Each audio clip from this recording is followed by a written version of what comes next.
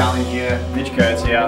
Thanks for joining us for another episode of the AltMed podcast. And if you like what we're doing, please like and subscribe. We have way more content coming out and it's all fantastic. Please. Please. Hey guys, welcome back to another episode of the AltMed podcast. My name is Andrew Dowling. With me as always, my co-host Mitch Kurtz. Mitch, how you doing? Pretty well this morning. I know, I'm a bit excited. We've got different time zones happening here. We're up bright and early, and we have on the other side of the Pacific Ocean, just one of the trailblazers, if not the trailblazer of the medicinal cannabis industry in Canada. It is none other than Hilary Black. Hilary, thank you so much for joining us from your island. Am I right in saying near Vancouver? Yeah, an island near Vancouver. Yeah, it's called Salt Spring Island. It's a beautiful place. If you want to have a look on Google Maps, I'm very lucky to live here. It's a gorgeous sunny afternoon, almost springtime out there. That sounds perfect, and a very nice, idyllic location to be talking to us about what must feel almost like really a lifetime in medicinal cannabis, given how long you've been working in the space. Maybe we'll start there. If you can give us your background, because you've been doing this for a while. Started when I was 18. So yeah, 20 some odd years, we'll say 25-ish years, because lady never likes to date herself. So seeing as how this is a long form podcast, I'll give you the very early part of my roots.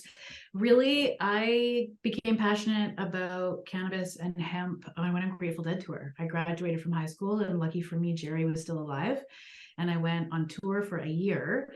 And I learned all about hemp, and I learned about how hemp can save the planet, hemp for fuel, hemp for fiber, hemp for medicine, hemp for nutrition.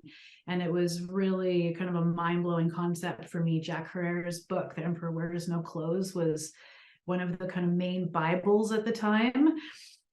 We didn't have a lot of knowledge in the cannabis space at that time about different cannabinoids and all the different therapeutic effects. Even the understanding about the endocannabinoid system was just starting to emerge. And I came back to Vancouver, and the first hemp store in the country had opened in Vancouver, and they were selling, fabric and papers and clothing and books and just like a lot of education about the hemp and cannabis plant. And I just started showing up there every morning and decided that they were going to hire me until they did. I just started showing up and cleaning shelves, organizing things, and eventually became the manager. And the first time that I was arrested was because that store was selling cannabis seeds. So this was in 1995. Oh my God. I love, by the way, that you've prefaced the first time. There's clearly, multiple arrests happening in this story. I mean, I guess that checks out with the timeline of the 90s, but yeah, that's just crazy to hear that phrase. I've only went to jail once.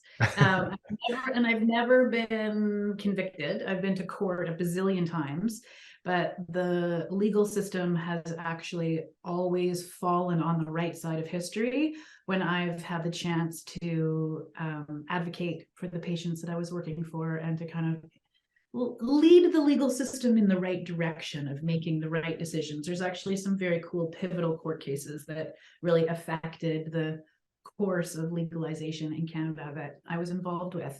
Amazing. But that time, my mother was not very impressed, because the charge was trafficking an unlimited amount of marijuana, which actually isn't really a charge that exists in the Canadian Criminal Code, but that's what they put on my arrest papers, because we were selling seeds and they were trying to terrify us. We started consuming cannabis in that store one summer. It was like the summer of 95 or 96. And I remember what a huge deal it was. It was like 4 young women, and we would roll up our joints and we would shout out to a packed hemp store, 420, spark them if you got them. And it was like epic. progressive, wild thing to be like smoking joints in public in a store. And people were flocking to the store in those afternoons to just come and like witness this act of freedom that was happening. We attracted a lot of patients at that time. At that time, the health crisis that was facing the country was the HIV/AIDS and HIV epidemic and Hep C epidemic. That's when the antiretrovirals were as likely to kill you as the disease was. The side effects were so terribly, terribly detrimental. So I started reading all the books that I could get my hands on about medical cannabis to educate myself. And I started a delivery system. And I started delivering cannabis to mostly people living with HIV and AIDS, but some cancer patients and some elder folk. And I had a backpack and a bicycle and Motorola pager, and I will tell you how long ago it was that I didn't even have a cell phone. I had a pager. This was just before the iPhone XR, I'm assuming. Anyway. Flip phones. I think flip phones came next, actually. And yeah, there was a group of politically active gay men living with HIV and AIDS who really like wrapped their arms around me and said, like, you go, girl, like you do this publicly and you go big, and if anything happens to you, like we're gonna chain ourselves to your bike and never let you get arrested. And that was kind of where the snowball began. Shortly after that, I had an opportunity to go and live and work in Holland, and so I did. And I moved to Amsterdam for a year, and I worked in an incredible organization called Positronics, which doesn't exist anymore, but the founder is one of the greats whose shoulders we stand on, Bernard, who started Mellow Yellow, one of the first coffee shops in Holland. And Positronics was an amazing place that was not so much for tourists, but really designed for Dutch growers. And they had a mother room and a huge clone nursery and sold seeds and equipment. And they had a cantina where they made lunches and sold hash and grass. And that's where their MediWeed program operated out of. So I spent a year learning about what it felt like to distribute cannabis in an environment where prohibition didn't exist, or at least where you had a bubble where it felt like prohibition didn't exist. And then Proposition 215 passed in California. And I moved to California to get a bit of a grasp and an understanding about how dispensaries were starting to open and serve patients and what was happening on the cultivation side. And then I moved home to Vancouver and started the BC Compassion Club Society, got registered as a nonprofit. And that organization I focused on for almost 20 years, 15 years. And it was a very unique medical organization because we provided subsidized and free access to all kinds of other healthcare professionals. And that was really like a cloak of authenticity, a cloak of legitimacy, where like local police, local physicians, the local municipal government, they really saw us as a part of a solution, catching people that were falling through the cracks of the healthcare system. And the Compassion Club was the only medical cannabis organization in Canada for almost a decade, until we supported other people in starting them across the country. Wow. And then the ball was rolling and the movement started to gain momentum. I'm just sorry, I'm going to just jump in to ask the thinking about how radical that would have been at the time. But you said you had the, law enforcement on side. I'm interested, was there a view at all that some of the people maybe that were coming to the Compassionate Club were just, wanting personal or recreational access to cannabis, or was it kind of well understood that you guys vetted that you were looking after some seriously sick people? Like how did all that work? For a civilly disobedient radical organization distributing cannabis, we were quite conservative, actually. Yeah. So I had a brilliant lawyer, John Conroy, who's responsible for architecting. John Conroy and Kirk Tusa are the two lawyers that are pretty much responsible for architecting all of the court cases that got us to legalization in Canada. Amazing. And John, from the beginning, we thought through the development of my SOPs, of our operating procedures, as if I was in court, right? So we thought through them from the lens of one day you're going to get busted, or your growers are going to get busted, and we need to be able to prove that this is about medical necessity. And so how are we going to do that? So in the beginning, it was really tricky because physicians didn't want to sign cannabis authorizations.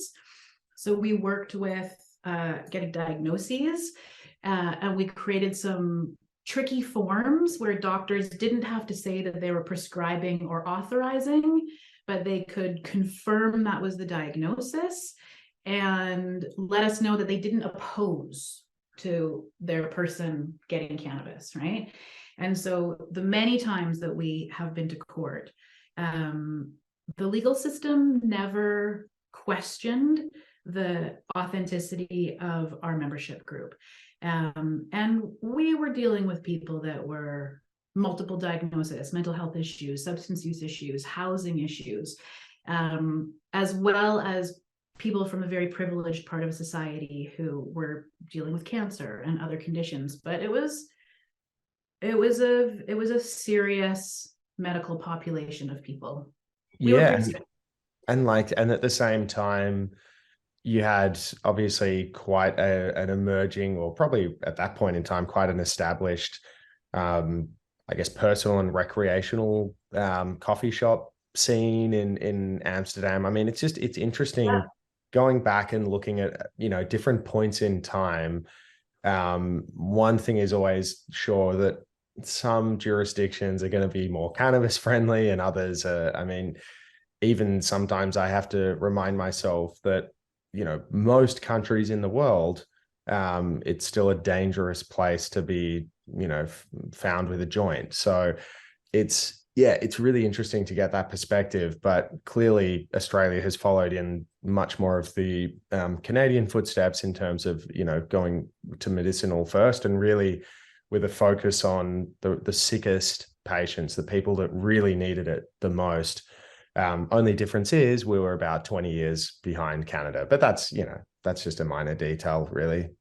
Often when I talk to activists, organizers, and professional companies in cannabis in Australia and other parts of the world, it does feel like getting into a time machine, because the obstacles that they're facing and the objections that they're facing are things that we dealt with a decade ago or 15 years ago. I thought for sure I was going to go to jail, like for a pretty long time, and I was ready for it. I mean, I was young, I was full of piss and vinegar. I knew in my bones that this was my purpose, and I was very lucky as a 20-year-old to have something land on my lap that I knew I was destined to do, that I had a very important purpose. And there was this incredible plant that I was learning about, and there's this ocean of people who were sick and suffering, and in between them is this wall of prohibition. And I was going to kick the shit out of that wall until it came down. And, globally that work isn't done, but we're getting there bit by bit. But I also am a white woman that came from a privileged family, and that gives you a different kind of protection. If I was a Black woman from a poor community in America and I did the same thing at the same time, I could very easily be in prison for life. So my privilege is a part of what protected me, and I'm very well aware of that. When you say it's kind of like looking at a kind of a time machine going back 20 years, do you see then Australia in a way almost like, is it seen like an opportunity of sorts? Because, if you've learned all this kind of information or ways of doing things over a long period of time, and then you say, wow, it's hit the reset button, we could do it. If I could do it all over again, you know what I mean? And then you kind of look at Australia and say, oh, they're kind of starting it all over again. Is that kind of like an opportunity in your mind, or is it like, oh no, I can't be bothered doing all that again? Oh, I mean, I think that it doesn't have to take as long, right? Because we have learned so many lessons cutting our teeth on how we got to medical and then legalized recreational cannabis in Canada. So many lessons learned, right? Whether you're talking about educating physicians or dissolving the kind of prohibitionist based myths that the general public might have about cannabis, or whether you're speculating what is going to happen with legalization around youth use and driving or other like public health issues. I think the data that we have from Canada is very powerful in terms of helping to dissolve objectives from really key different stakeholder groups and regulators when you're trying to move towards regulated cannabis. So I see it as an opportunity to get it done a lot faster. And like for me, do I want to do it all over again? Like I am less interested in focusing and supporting on existing functioning recreational markets as I am interested in working and supporting the people like you guys that are at that place of working on doing education and progression and evolving regulatory frameworks so that we can take care of more patients globally and stop disproportionately punishing people who are Indigenous, brown, and Black around the world. No, totally. And I mean, the lessons are there. They're kind of on the table. There's people that know a lot more than what people do here. Whether those lessons will be picked up and put into action quickly remains another thing altogether. And things are still moving very slowly over here. I mean, we only have one state, little old Tasmania, that has a law that permits you to drive with any THC in your system, if you have a prescription for medical cannabis. But everywhere else on the mainland, we're still working through that. So there's just all these laws and it'll be piece by piece that things change here. But people are still just being affected for, simply using medicine. It's crazy. Like you could be driving on heavy duty opioids and there's no problem with that. That's completely fine. So yeah, we're getting there. And maybe how are they testing for the presence of THC in Australia? Because that's always controversial, right? Yeah. In terms of, and then there's the whole piece around all the driving data that is correlation versus causation, right? So if you're looking at the number of people that have been in traffic accidents and you test their blood and you see that this percentage of people has THC remnants in their blood and you say that caused the accident, well, we know that lasts for 30 days in your system. Yeah. And so, No, science exactly. doesn't really work out. Well, exactly. We're those who I think will be on the right side of history that are advocating for this change are really saying that we need to test for impairment, not presence, because currently I'm pretty sure it's something like 5 nanograms or something like tiny that, that's all that you need to show from THC. And, suddenly in most cases, it's, loss of license. You're going to be seeing a judge. And so I think there's a lot of work to be done there. And also, to your point, when you actually analyze traffic data and or traffic accident data, we have this tendency and bias to just want to point to a single cause of the accident. Oh, that person had 0.06 blood alcohol. It must have been the alcohol, or this person had, such and such THC. We're not looking at the behavior of other drivers. We're not looking at the condition of the road, weather. We're not looking at any of that. We just want a single cause and we just want to blame a substance. And so anyway, the discussion is being had at least in Australia. So we're moving to that.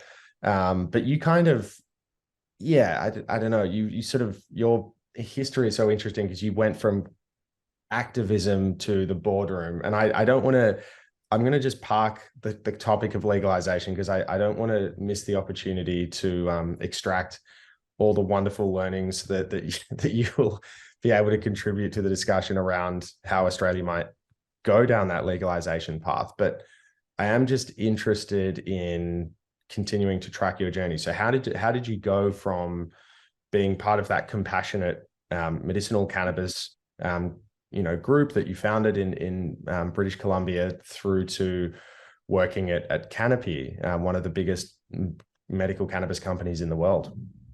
Sure. So before we get there, I'll just say that if we have time to come back to the conversation about legalization, what I always think is really interesting to unpack is what the why is, and different countries have different whys in terms of what is pressuring them to move towards progress, right? Some countries just want a piece of the economic pie, right? Some countries really want to have a functioning hemp industry. I mean, in Canada, the patients and the lawyers advocating for the patients dragged our conservative government through the courts over and over and over and over, kicking and screaming and doing as little as possible every step of the way. But slowly, expensively, we evolved these legal rulings until we got to a regulated medical framework. And then for us, the big political move happened because kind of at that time, he seemed like a young, hip leader. Justin Trudeau, he ran on it as a platform to try to mobilize the youth vote, right? Wow. And that's kind of how we got over that last big hurdle. But so my story, as the regulatory framework evolved based on these court cases, eventually we got to a place where we were starting to license the commercial production of medical cannabis, and there were 12 licenses given out.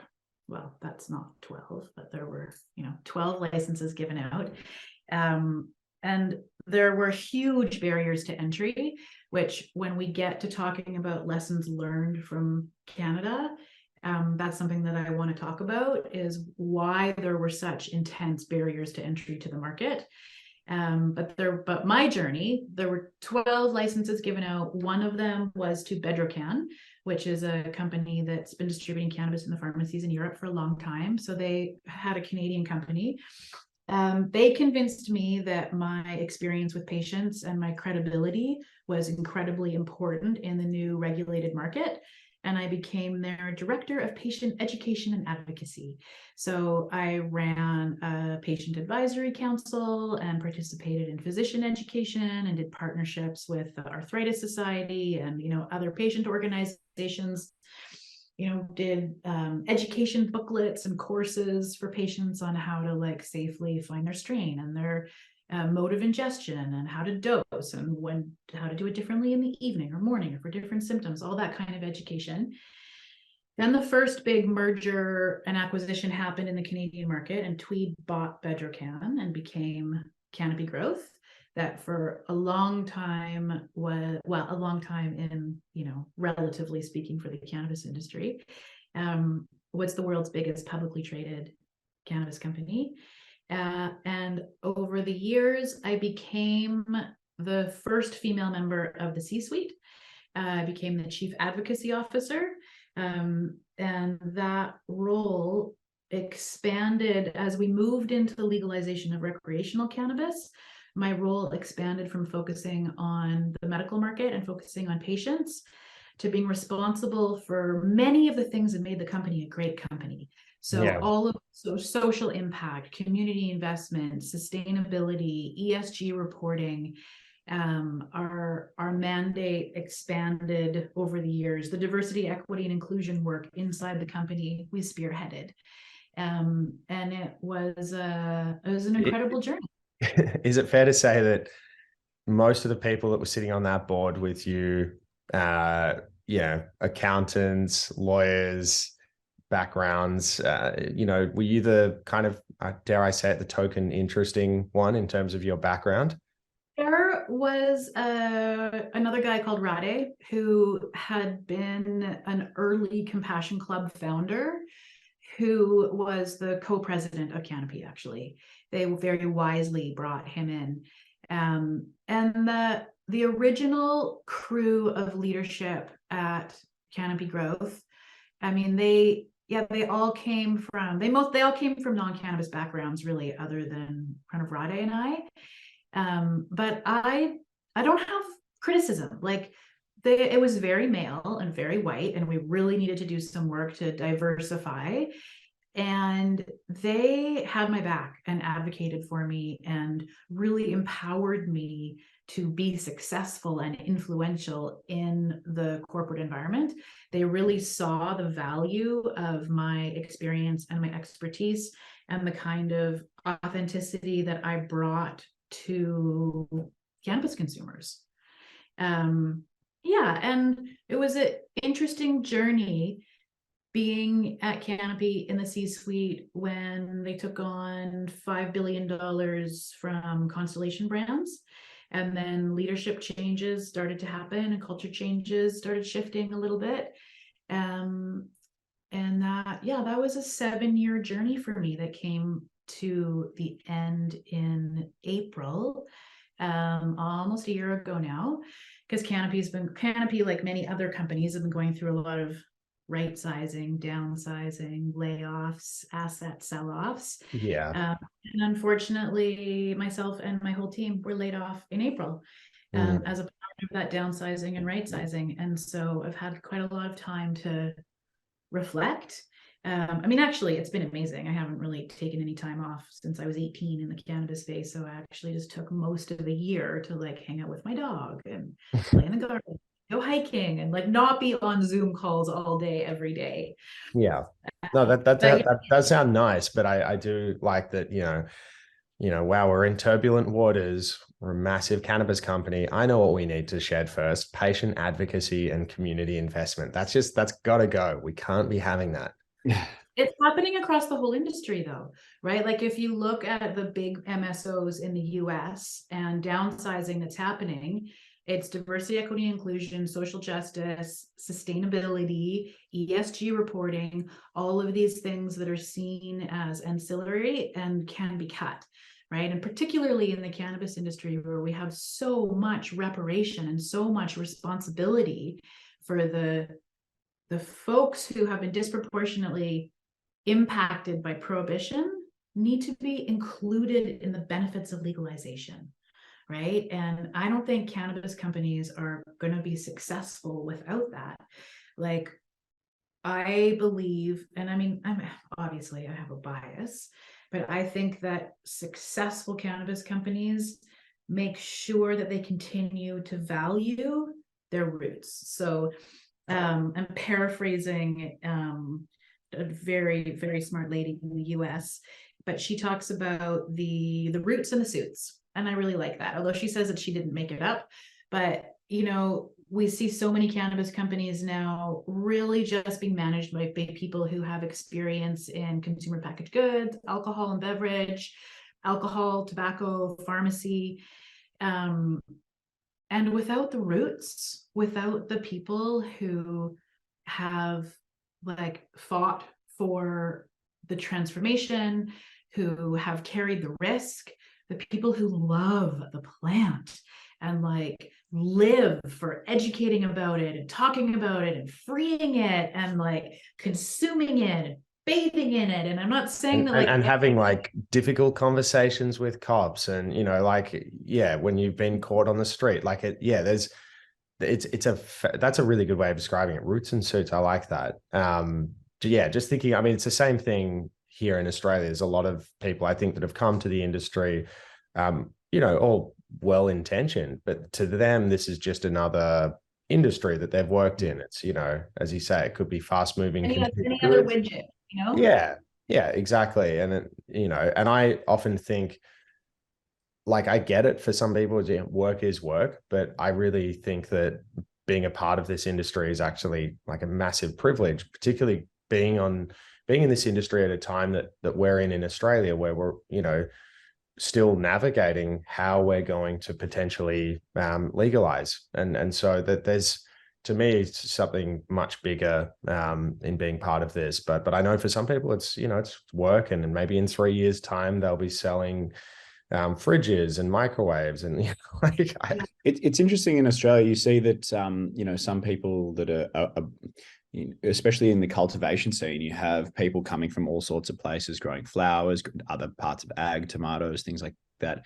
And then you have this kind of tension between some companies deciding, well, should we get somebody involved who actually has cannabis experience? And then there's this whole thing in Australia. In order to work in the sector, you have to have what's called a fit and proper person test because it's a scheduled narcotic. So if you have any criminal convictions prior, you can't actually work in cannabis.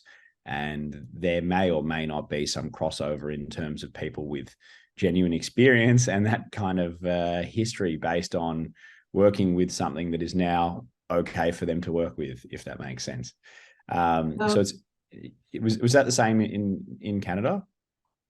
Yeah, I think it's wild. We call the fit and proper person test. Like that's very somehow seems like that's very like puritanical and like based in, I don't know, like religion or something. For us, it's security clearance.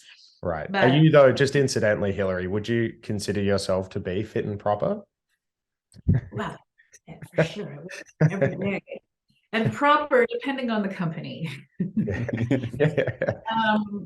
yeah, it's a real travesty. And the same thing in the US, where so many people who have criminal records are prohibited from participating in the industry.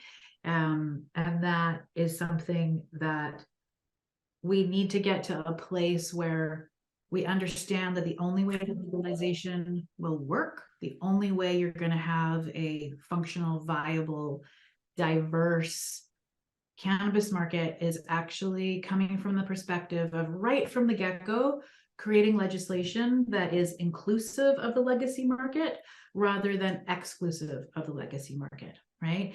And that's not just from an ethical perspective. I'm talking from a like economic, financial, and like fiscal health for the industry. It just doesn't work to try to create a small regulated industry in an ivory tower behind a whole bunch of barbed wires with a whole bunch of expensive surveillance and continue to try to crack down on everybody else in the gray market or the unregulated market.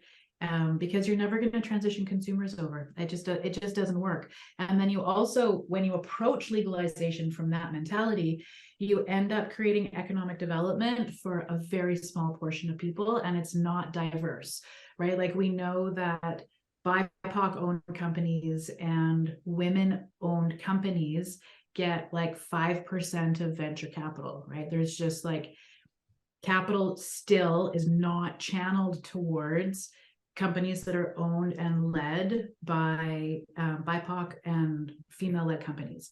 And we need to have that kind of diversity inside the cannabis market. And we need to have legacy players because you need people who like know how to flush plants properly, know how to cure them, somebody who has like really good curing strategy, who can figure out how to work with an engineer to upscale, to have facilities where you are properly curing your weed is a huge part of becoming a brand that's selling a product that's AAA and is going to be sold for a premium price and have better margins. Well, I want to assure you, Hilary, that we're doing things differently here in Australia. In order to participate in the medicinal cannabis industry as a cultivator, you need to be obviously fit and proper. I think we covered that before, but you only need like a minimum of like $10 million. So it's reasonably achievable for almost everyone in our society that they could participate. So, you know, clearly we're learning from Canada in that respect. And maybe I'm just going to actually quickly pivot back to that point around barriers. You talked about Bedrocan earlier as being one of the first to get the license. Yeah, can we talk quickly about like that issue of what it actually took to participate in Canada in the early days and even now? Yeah, so I'm gonna take it back even a little bit further. So I want to talk about the approach that we took to legalization, because that is what led into the barriers that we created. So first of all, I'm very proud of my country. I think that the Cannabis Act becoming law in Canada was historic and is very progressive. And they're brilliant bureaucrats and politicians and senators, people who worked behind the scenes doing a tremendous amount of politicking, negotiating with the sort of law and order crowd in Canada and in government. in order for us to get a regulated recreational cannabis market. I think that it sends the right message globally around social justice, around access to healthcare. And so I really want to preface the criticisms that are coming with saying that I'm very proud of us for having done it on the eve of legalization. I really felt like we were in a momentous moment in history. Yeah. So in order to Although, am I right in saying, sorry, just as a very quick side note, Uruguay, I think, may have been the first country in the world. Yeah. First G5, first big developed country. Right. Yeah. Were there any lessons learned from them in Canada, or did you guys kind of just pave your own path? Pretty much just paved our own path. Okay. Yeah. So the goals of our Cannabis Act are really based around reducing the harms of cannabis, right? So get cannabis out of the hands of children, get a safe, regulated, tested product into the market, get the profits out of the hands of the criminals, and then reduce the disproportionate criminalization of our Indigenous communities, right? So that was the one sort of like social justice related goal. We didn't go so far as to acknowledge that the history of cannabis prohibition is straight up based in racism. Cannabis prohibition basically replaced the Jim Crow laws in the US. And I think that we have to get to a fundamental place with our legislators and our politicians of helping them to understand that cannabis prohibition is inherently racist. You have to understand the history to understand how cannabis prohibition came into place. It's not evidence-based. It's not backed in fact and science, but what the political agenda was, both in Canada and then, in the US, and then in Canada, we had a slightly different one. Because once you understand the very clear racist intentions of cannabis prohibition in the first place, gives you a different perspective on the ongoing stigma around the industry and around the plant, right? So we didn't go so far in Canada as to say, we understand that cannabis prohibition is based in racism. It's basically a race-based policy. We really apologize for 100 years of an unethical, unjust law, and we want to repeal it, and we want to be committed to creating reparations to the communities that have been disproportionately punished, and we want to be inclusive of the good players that have been involved in the cannabis market. Well, sorry to jump in, but when was it? Politicians weren't ready for that, right? No, I can imagine that, having to confront 100 years of prohibition. But can you give me exactly? I'm just interested because I think Australia was around about 1927 when they federally outlawed cannabis. Do you know sort of roughly, or can you give us some timing for when that happened in Canada? I know in Australia it seemed to be just totally based on a fear campaign around about the time of reefer madness and all of that. Well, the Marijuana Tax Act in the US was, hang on, I actually have it in a document in front of me I've been working on. Was in the, hang on just a second, 20s, I want to say. They're 1937. Okay. And that was directly aimed at Mexican immigrants and African Americans. So we actually put the Cannabis Act into place in, I think it was 1933.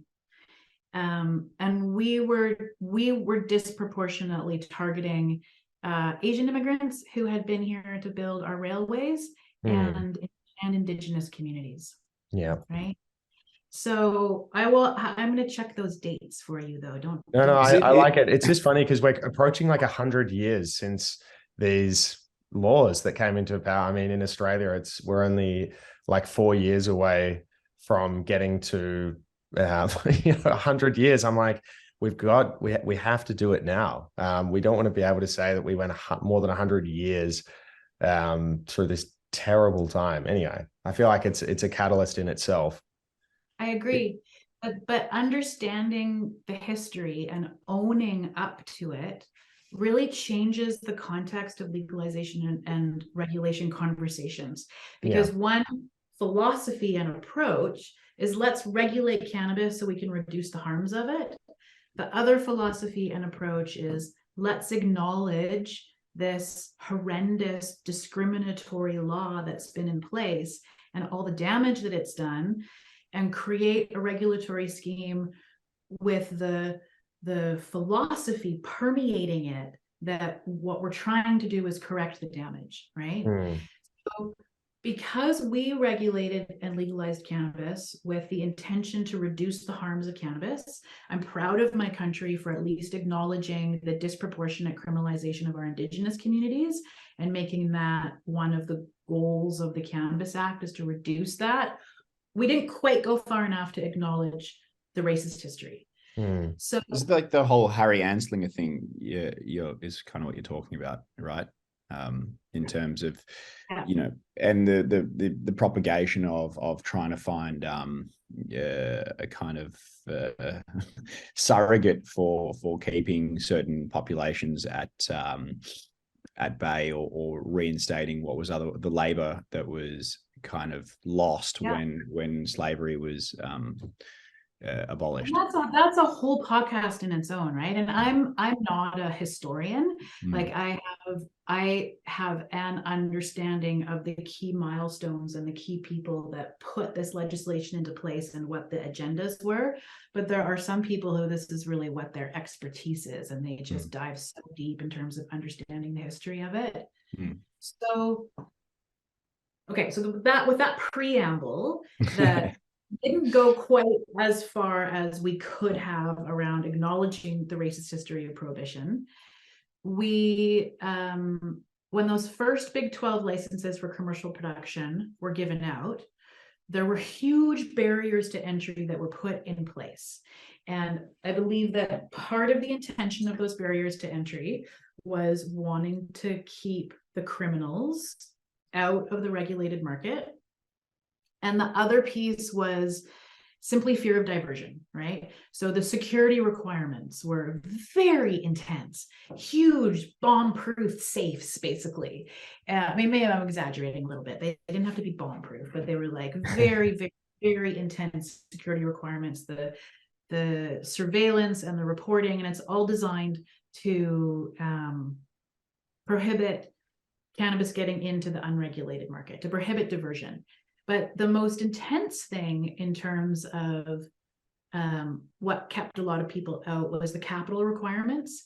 And a tremendous amount of capital was required because you had to be able to build out your facility in its entirety before you could proceed through the licensing process. So it's high risk investment to be acquiring the millions that you need to build out your facility if you're not guaranteed a license to be able to produce and distribute, right? That's and insane.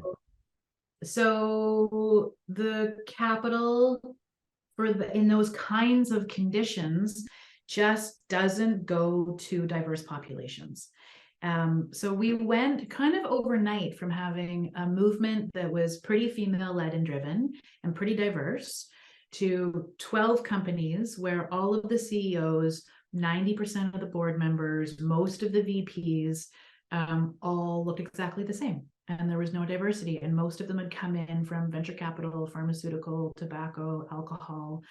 And the industry has spent a number of years really working on a course correction, right? Like trying to create more diversity, especially in the layers of the company where fat compensation packages and good equity exists, because those are the people that are reaping the financial benefits of the legalization of cannabis, right? And that all started from the philosophical approach that we took on how to get there. Yeah. So, I mean, in terms of lessons learned from Canada, that would be one thing that I always am advocating for is like the overregulation, the lack of inclusion of the legacy market, and even in Canada, the intense taxes that we're dealing with. These are all stem from the kind of the stigma around cannabis still, right? Like the cannabis industry, the taxation is very significant. The industry also pays a regulatory fee. So on top of paying tax on the product, there's a yearly regulatory fee, which is a percentage of your annual revenue, which is millions and millions of dollars. Alcohol doesn't pay it, tobacco doesn't pay it. There's no other industry that has a regulatory fee in the same way. And the taxation in Canada. So can I talk a little bit about current market conditions in Canada? Yeah, please do. It relates to lessons learned. So two different things happening at the same time. We had mass speculation, right? Over speculation about what the size of the market was going to be like. Over investment, hundreds and hundreds and hundreds of millions of dollars put into these companies. Massive facilities built out, acres and acres and acres under glass, right? Like just huge facilities. So we're shaking out in terms of balancing market speculations with what the market is actually turning out to be.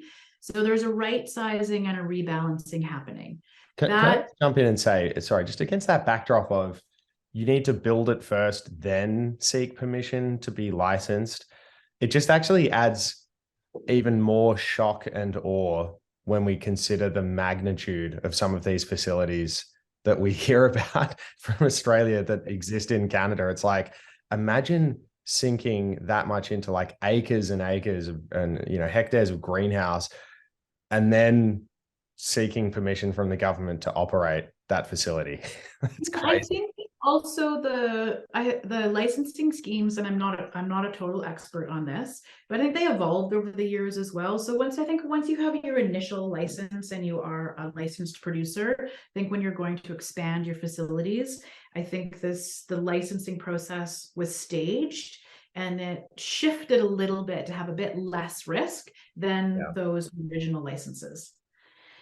So there's this right sizing happening in the market, right? But underneath that, there are some systemic and structural issues that need to be addressed in order to have a viable market, right? And part of that is the tax structure.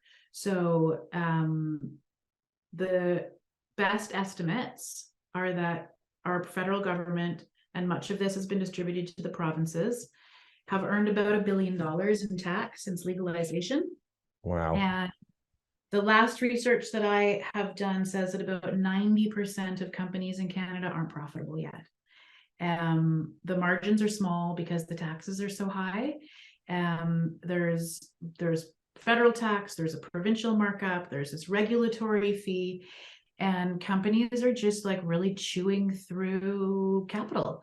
The huge companies with big war chests will maybe survive the long enough runway, but very, very few companies are profitable. And I don't believe that that's all because of mismanagement. That has personally affected me. I created a dream job for myself. I was working in the epicenter of where the power and economic muscle was in the cannabis industry, and I got to use the power of capitalism and that economic muscle to create tremendous positive impact for patients, people with records, all kinds of folks that have been impacted by the criminal justice system. Got to start doing some amazing sustainability work, things that need to be led in this industry. And we're in a real crunch time with the industry in Canada in terms of some changes really need to happen, and I don't know how long it's going to take. I really, hearing you say that and just those layers upon layers of tax and the layoffs that we hear about. I mean, one of the things that the governments are trying to do over here. Well, we have our federal government is trying to stimulate manufacturing. So there's grants available to people that want to be in the extraction space. And then our state governments, are trying to really boost and stimulate regional employment, not just in, our metropolitan areas, and really get projects going in some of those communities. So I feel like, at least for the moment, governments are really trying to get behind. But really, in order to benefit from seeing any of those grants, you have to be a fairly sizable operation, and so you need to be, you need access to pretty large amounts of capital. So yeah, I really would hate to see us go into a situation where, the thing that prevents the industry from really progressing and getting off the ground in Australia is multiple layers upon layers of tax, because ultimately that hurts workers. And as you say, there's only so much that even the most competent management team can do when they have those settings in place. I mean, Yeah, agree. Well, it's exciting to hear that there are some grants available and some support. We saw some grants and support during COVID, but it's one of the things that we're looking at right now is like business loans and other sort of government related entities that grant to businesses. They don't grant to cannabis companies, right? The thing is, for many of these granting entities, you have to be showing revenue before you can get a grant. And so the way that our licensing process works, you actually need a lot of capital up front before you can move through to be a revenue generating company. Well, what about the just in terms of the experience for patients post legalization? Because I think one of the things that we've seen in Australia is this proliferation of medical cannabis focused doctors and clinics. I guess, given that we know from data that's released by our medicines regulator, that's kind of responsible for approving doctors to prescribe cannabis or approving patients as well under a separate scheme, we know that the three conditions which are the most commonly prescribed for sleep disorder, pain, anxiety, I think there's a sense that, just given the prevalence of those medical conditions and the knowledge that now exists about what types of medical cannabis products may help with those conditions. Of course, they're all unapproved medicines, so there are conventional treatments available in Australia as well. But just given that knowledge base, I think there's a sense that maybe if we were to legalize, all of those doctors and clinics would find themselves maybe working with more complex cases, and that people that, say, had sleep disorder, if it's legalized, they could just go and visit a dispensary down the road and have a chat with someone there about a product. So it's this kind of, I guess, quasi healthcare that might be available at the dispensary level when you're just a patient, but you're purchasing from somewhere that makes those products available for personal or recreational use. I'd just be interested to get your perspective around what's happened to the legal market, the sort of medicinal market post legalization. So we have a separate medical system, and what that looks like is you get an authorization from a physician. We have similar kind of clinics, and then you order your medical cannabis online, right? And it gets delivered to you. So there is no bricks and mortar retail for medical cannabis, and we don't have cannabis in the pharmacies, which I believe we should have.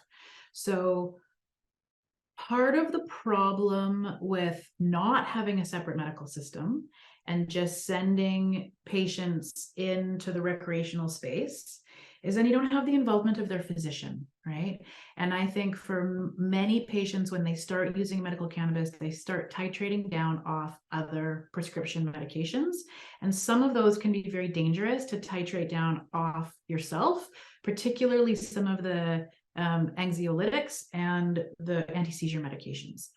So I want as many patients as possible having conversations with their physicians about their medical cannabis use. I want patients having dosing journals and tracking what are they taking at what time, how is it making them feel, and I want their physicians involved in the changes around their prescription medications rather than patients doing that themselves.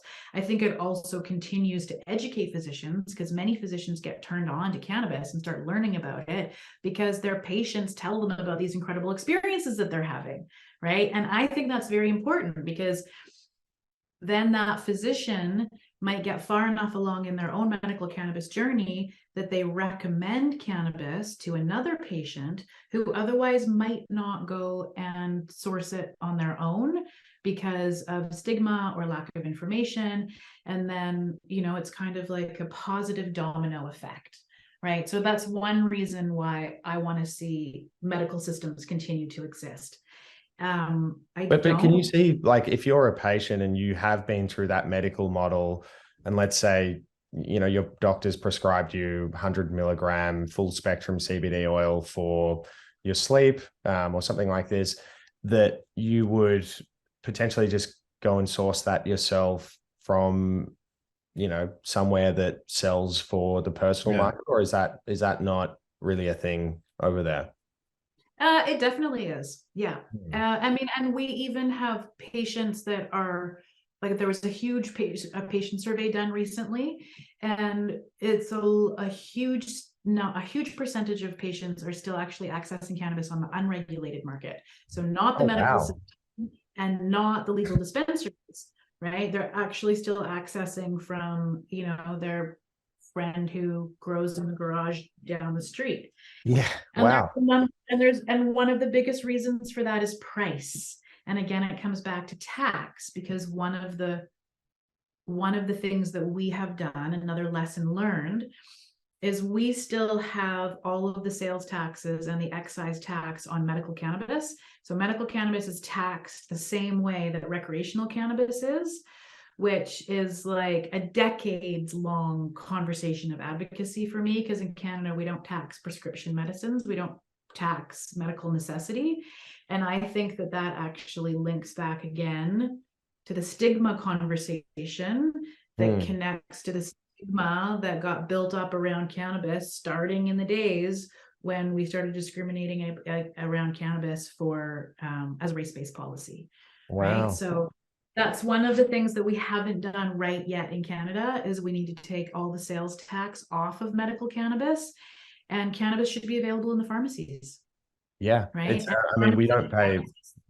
Pharmacists are perfectly capable of learning how to advise a patient in following their journey to figure out what is the right dose and what's the right product formulation for them.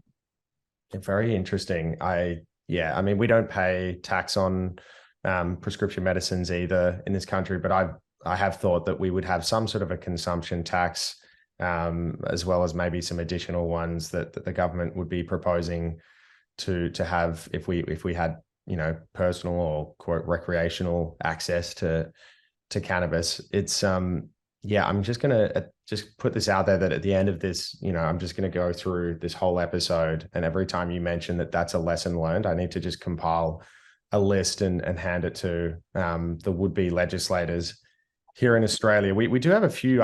We talked before about how it actually got started over there.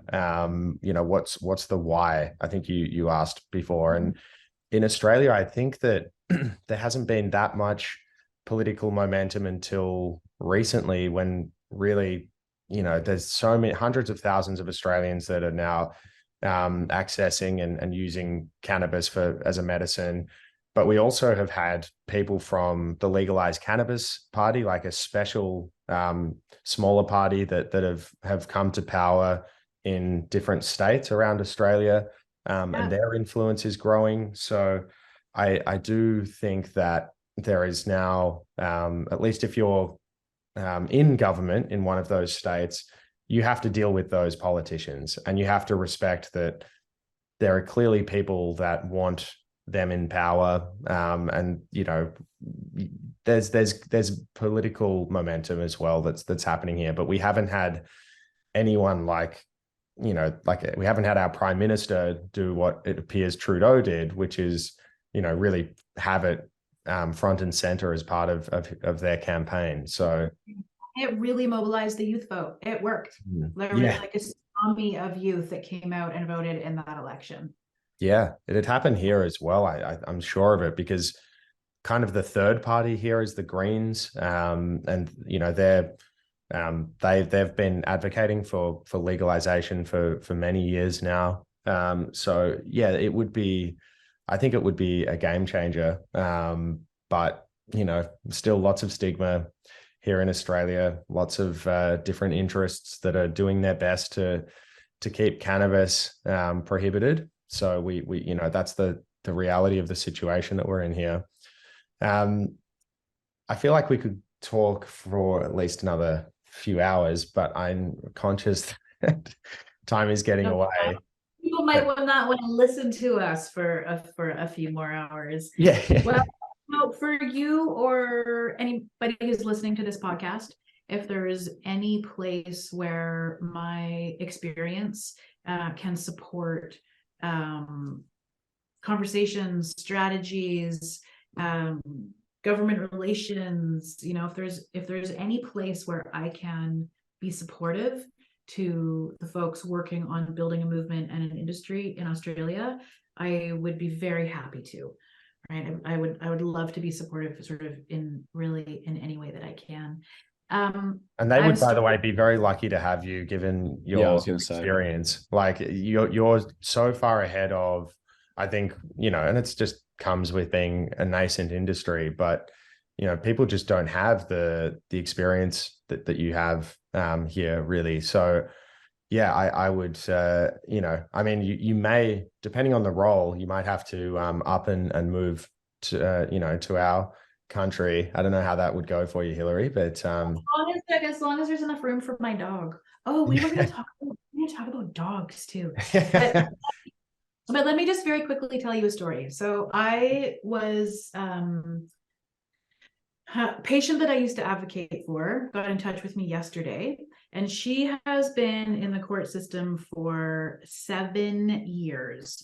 She was the victim of a horrendous violent crime, had to stop working, PTSD, probably like many surgeries, like a crazy long recovery road. PTSD, anxiety, all kind of depression, all kinds of pain, things that came out of that incident. Allergic to a lot of pharmaceuticals. Cannabis basically saved her life. It resolved her pain in her sleep, and she does it for anxiety, depression, and she got functioning again to be a mother and go back to school, back to work. Like, she's one of those miracle stories.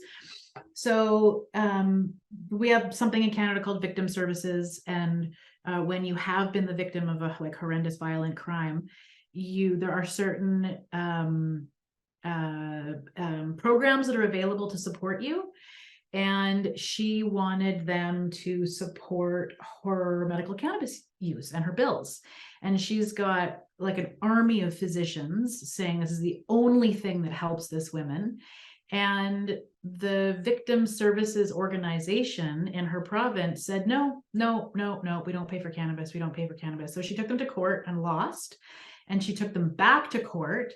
And different advocacy groups and people have been supporting her in her court cases over the years, helping her find the right lawyers.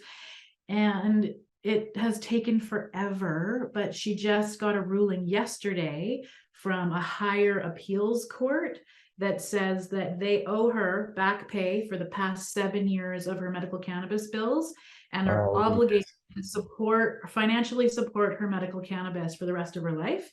And they read the riot act in this ruling to the Victim Services Board and the other parts of government who gave her such a hard time for so long. And I'm so sorry that she had to go through it, but it just shows that still in Canada, even though we have regulated medical and regulated recreational, that stigma still permeates and exists, and there's still so many battles to be won. Yeah. But just thrilled that That's woman got amazing. a really positive ruling yesterday. That is so good. And I know it's clearly been just a tormented journey the whole way through. And for this person from what you're describing, but just the precedential value of that judgment and what that will do for people in future is so valuable. So I guess, I know it's probably been an awful way to get there, but she can be proud that she's really paved the way for other people who will be just as vulnerable in future to get proper help from this victims assistance board. So yeah, that's quite amazing. I'd love to. She really had the persistence to take it all the way. Yeah, that's brilliant. I mean, we don't really hear as much. I mean, the cases get dealt with by the lower courts around, drug driving or, being caught with, they don't generally, unless you're doing like a really large scale illegal grow in Australia, they don't tend to make their way to some of the more superior courts. But I know that every single year, thousands of people just in my state of Victoria alone have to, deal with these archaic laws that are just totally not fit for purpose. In fact, I would say that they're both unfit and improper laws. But no, Hilary, we might wrap up there. But I just wanted to say a huge thank you. And actually, sorry, before I go, have to ask about Bijou. You mentioned it before. How is your dog? Bijou, I think, is outside, but I have a visiting dog. All right. So comes when she's called. We love a pet cameo on AltMed.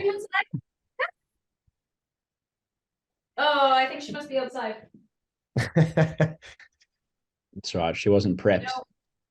No, it's sunny outside, but I had her inside ready to be called on the scene, but I think my sweetheart let the dogs out into the sunshine. So that's totally understandable. I mean, two guys on a Zoom call in Australia versus like a nice sunny afternoon in Salt Spring Island in BC. The snow just melted. Yeah, the snow just melted. We get it. We know where we sit in the priority queue. We get it. No. It was so lovely. I would like to stay in touch with you guys, and you call on me if you ever are coming across anybody that I can give any support to and help keep things moving in Australia. Absolutely.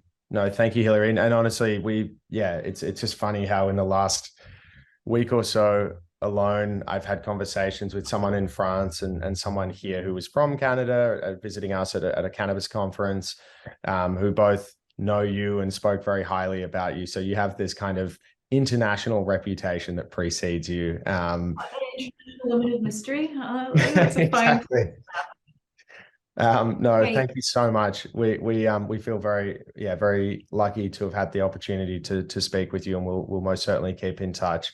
And say hi to Bijou for us, and we'll until next time, take care. Thanks, Hilary. Have a fabulous day. Bye. See you later. It's Andrew Dowling here and Mitch Kurtz. Thanks for joining us for another episode of the AltMed podcast. Make sure to hit like and subscribe because we have way more content coming out. And you got to stay up to date with it. It was good until you did that. Okay. Sorry.